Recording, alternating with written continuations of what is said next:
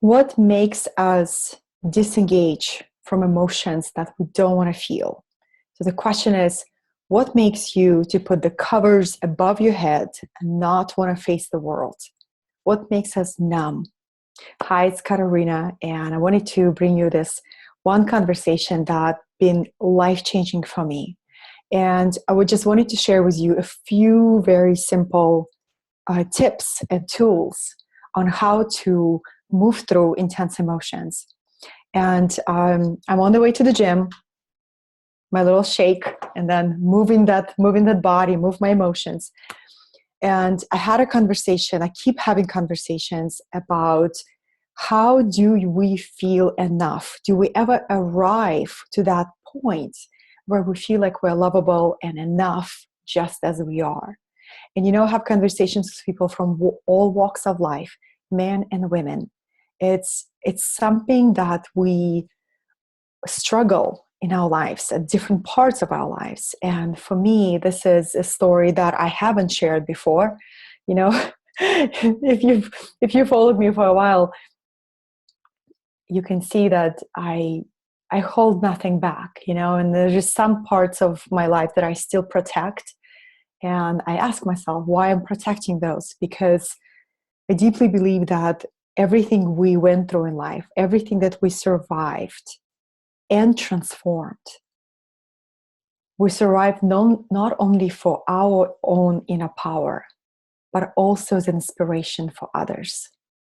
So the intention behind everything I share, every vulnerable part of my life, is because my intention is, if there's somebody out there in the world who finds themselves in a similar dark place, like I did, and they hear this message, that could be that pivotal point for them. And 4 years ago, I found myself in a very dark place. And I found myself on the floor in the bathroom, high like a kite, out of my mind, and feeling incredibly worthless and hating myself for lying to myself, being in denial that I don't have an addiction, living in shame,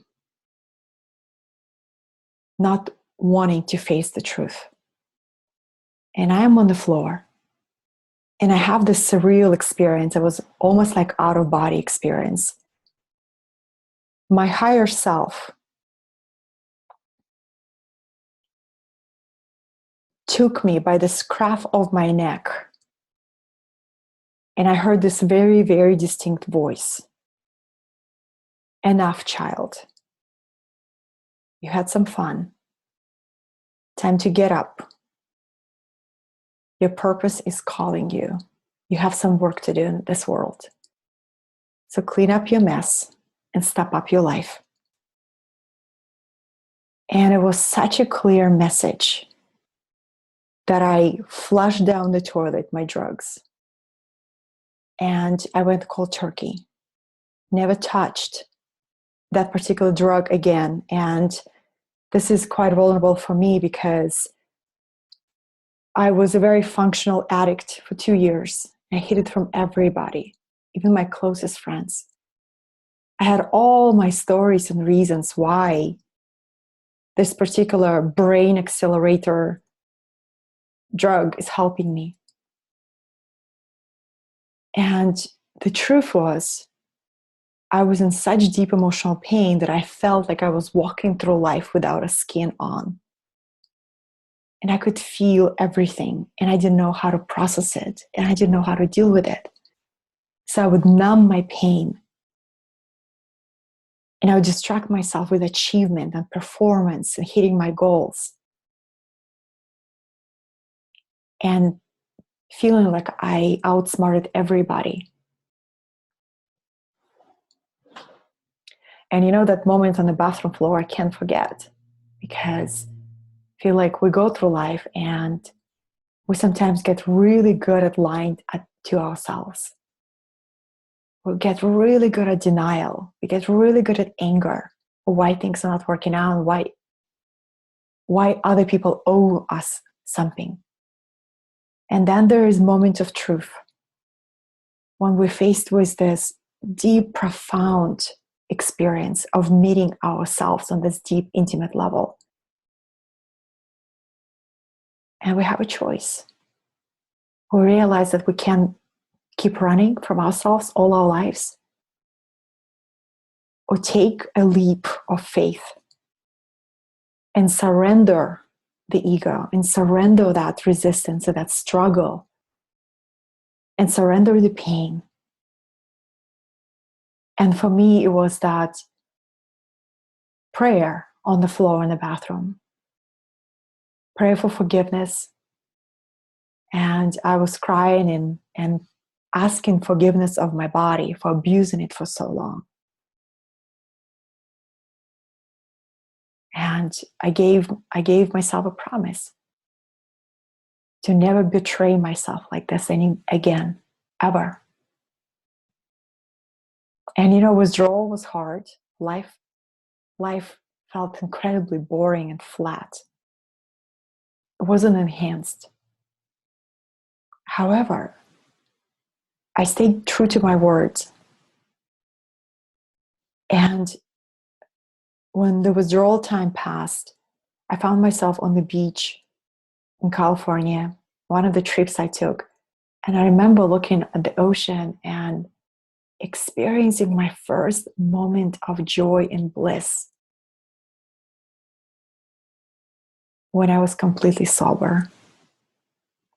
And I felt that sense of presence, that you read in The Power of Now. People talk about how amazing and almost mystical it is to be in the present moment, and how you don't want to run anywhere, you just can be. And I heard that before for so many years, but it never felt real to me. I wanted to see what's next, or to go into the past, anywhere but now. And when first time I experienced that moment of now, looking on the beach, being content, being at peace with myself, at peace with the now, it was mystical. It was that mystical experience.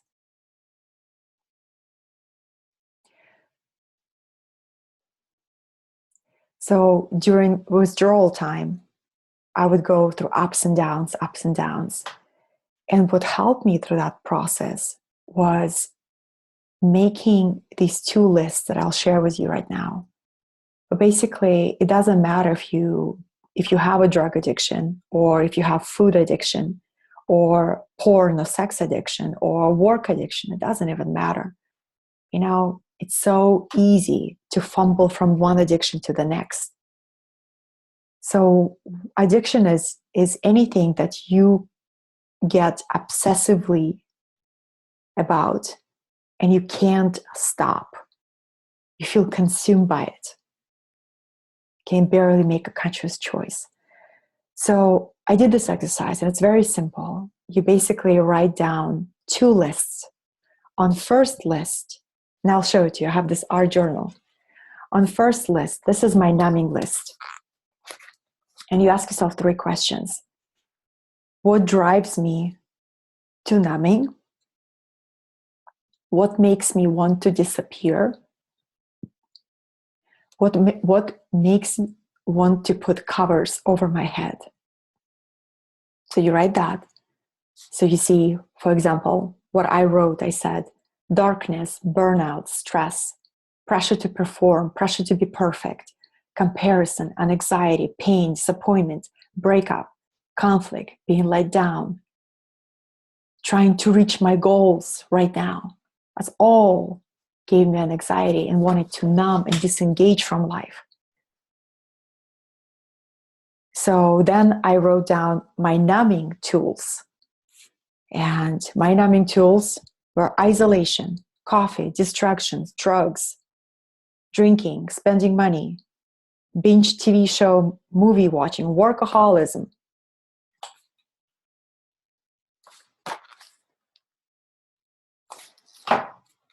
When you make a list like this, there will be moments when you will feel uncomfortable. But if you stay with it, this can be the most liberating exercise you'll ever do. You know why? Because I didn't realize that when we numb difficult emotions, we numb positive emotions as well. So you see, our emotions, it's like this emotional soup. And when you add too much pepper, you're going to spoil the entire soup, right? So it's the same thing with when we don't want to face the pain, when we don't want to face anger, we don't want to face disappointment, and we're numb by distracting, diverting, or disengaging from our emotions, we turn off our access to joy, connection, happiness, spontaneity, fun, and our life becomes flat. Our life becomes intensely empty.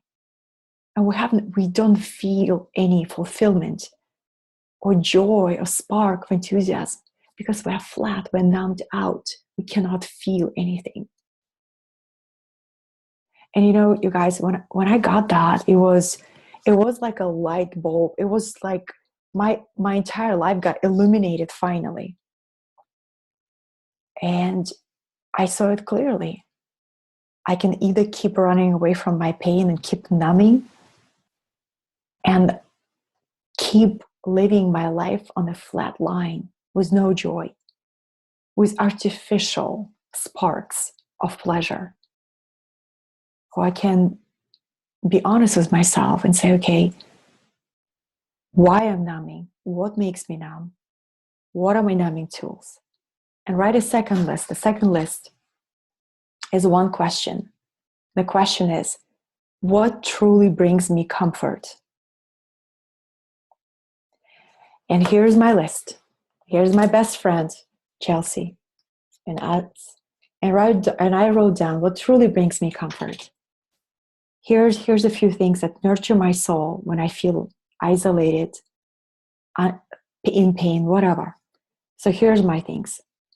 Nature, sunshine, yoga, massage, solitude, spirituality, creativity, sleep, meditation, cooking, walking outside, books, gardening, decluttering. So I have this list and travel with my best friends. And the mantra is, I'm going to lean in and feel it all. And this mantra comes from Brené Brown. She is an amazing writer and a researcher on the power of moving through our shame and owning every part of our story and speaking with vulnerability and really living our heart, living our life with feeling everything that life presents us.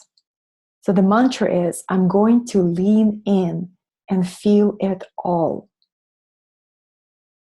And when the difficult emotions come, they feel like so intense. I often compare it to a train wreck. Just the train comes at you and you feel overwhelmed. And when you're in that intense emotional swirl, you go into a survival mode, so you can't even think clearly. That's why it's important to have this list, because you're prepared. You know that it's going to hit. You know you will feel chaotic. So where's your list? What's going to bring you comfort? Is it giving yourself a hug? Did you know that when you give yourself a hug, your body starts releasing oxytocin in as little as 17 seconds? So if you're alone and there is nobody to comfort you at the times where it's really challenging, do this. And tune into your heart and feel it. And then do the next thing on your comfort list. And see how life-changing when you develop this emotional fitness. Literally, that's what it is. It's emotional fitness. And everything we desire, the joy, the happiness, the sense of belonging, sense of connection, the sense of just being at peace with the world, it's all on the other side. It's all on the other side. It's waiting for us there. But we are the ones that must give ourselves permission to cross to the other side and say, okay, I've been numbing for a long time. I've been running away from my truth. What if I lean in and feel it all. And what if this girl, Katerina, sharing, what if it's true? What if I just try it? What if I try it for 1 or 2, 3 times and see how it makes me feel? Guys, everything I share with you is real from the heart. And, my life practice is whenever I get an insight, whenever I get a story, whenever I get an epiphany, I have 24-hour window to send it out to the world, because any blessing I don't share becomes my burden. Any blessing I don't share becomes my burden. So my question to you, what comforts you? Do you know your comfort list? And if you don't, write those lists. What numbs, why do you numb? How do you do it?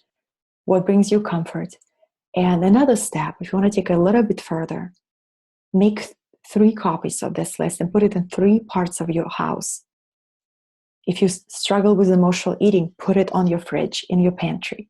If you struggle with workaholism, put it on your laptop, in your office. If you struggle with whatever you struggle with, where is your danger spot? Put it there so you're prepared. And when the moment hits, you're prepared, you're aware, you make a conscious choice. I hope it serves you. And I just had this insight after connecting with women this week. I mostly work with men, helping men to find love, self-love, inner fulfillment. I feel the shift in me, and it began at the end of 2015.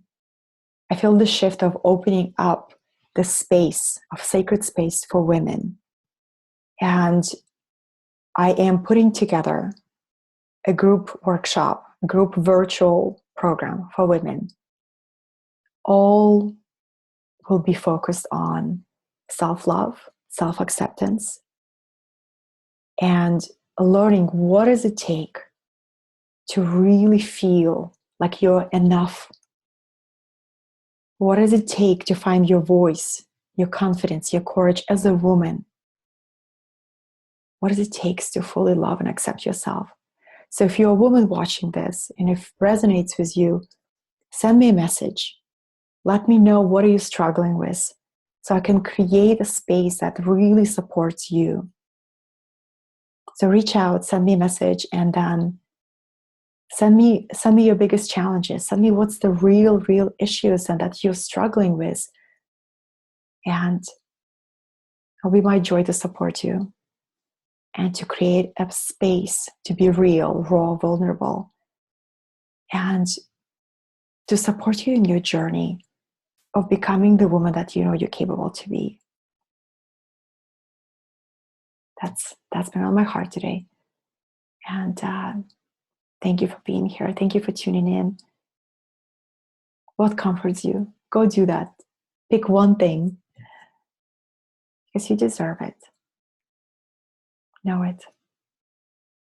Okay, signing off. I'm going to the gym, my cardio. That's what comforts me. Bye, you guys. Love you.